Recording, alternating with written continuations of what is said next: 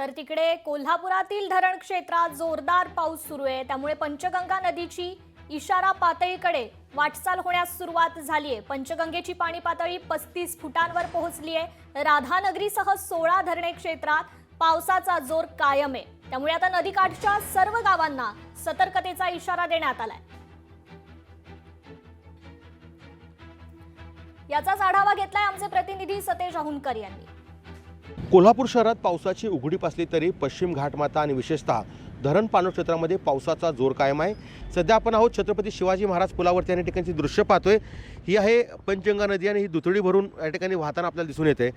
खरं तर गेल्या 24 तासामध्ये पंचगंगा नदीच्या पाणी पातळीत झपाट्याने आहे ती वाढ झालेली आहे। सध्या 59 बंधारे पाण्याखाली गेल्यामुळे वाहतूक देखील विस्कळीत झाल्याचं आपल्याला पाहायला मिळते।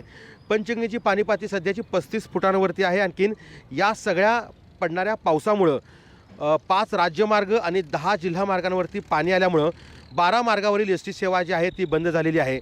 जिल्ह्यातील हिरण्यकेशी असेल, भोगावती असेल, कुंभी कासारी असेल, या सर्वच नद्या आता दुथडी भरून या ठिकाणी वाहताना आपल्याला दिसत आहेत।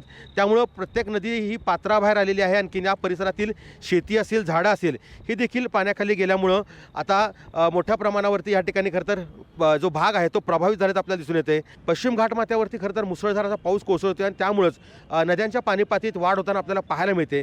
त्यामुळे जिल्ह्यातील सर्वच नदीकाठच्या गावांना आणि शहरांना सतर्कतेचा इशारा दिल्याचं आपल्याला सांगण्यात आलं आहे। सतेज अहुनकर, लोकशाही मराठी, कोल्हापूर। लोकशाही मराठी ऐका, पहा, जागरूक रहा।